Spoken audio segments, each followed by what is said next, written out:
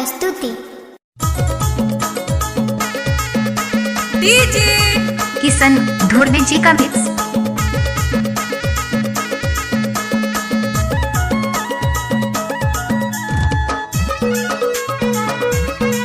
DJ Kishan Dhurve जी का mix.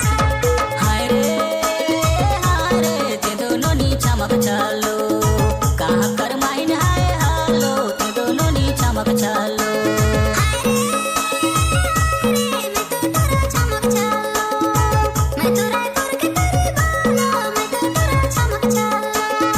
कहाँ कर माइन हाय हालो ते दोनों नी चमक चालो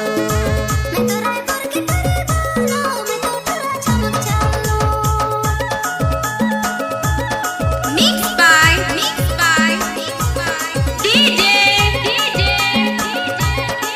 छोटा धुर्वे एक्सक्लूसिव।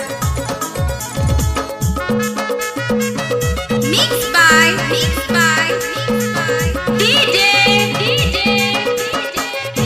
छोटा धुर्वे एक्सक्लूसिव। नोनी बाजे छमा छाम टुक टुक करे मोर मान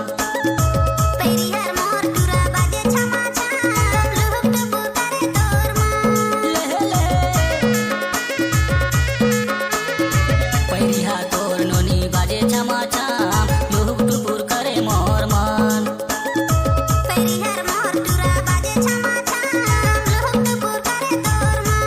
हाय रे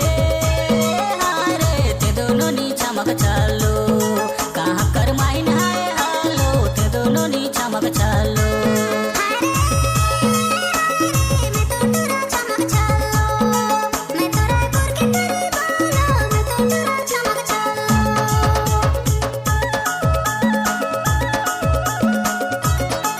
डीजे किशन धुर्वे जी का मिक्स।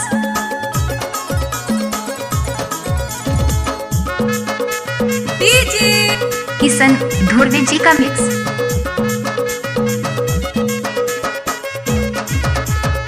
हाय रे तोर ही पी कार्ड पहरे छोटे साट माला मोर करे डिस्टर्ब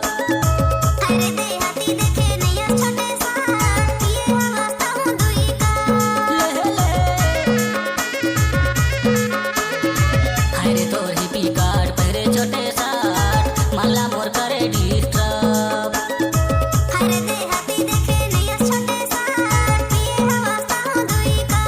हाय रे ते दोनों नी चमक चालो कहाँ कर माइन हाय हालो ते दोनों नी चमक चालो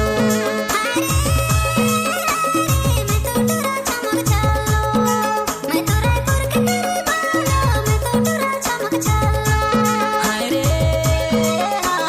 ते दोनों नी चमक चालो कहाँ कर माइन हाय मिक्स हालो, बाय ते दोनों नी चमक चालो डीजे छोटा धुर्वे एक्सक्लूसिव। कहाँ कर माइन हाय हालो ते दोनों नी चमक चालो डीजे किशन धुर्वे जी का मिक्स। कहाँ कर माइन हाय हालो ते दोनों नी डीजे चमक चालो किशन धुर्वे जी का मिक्स।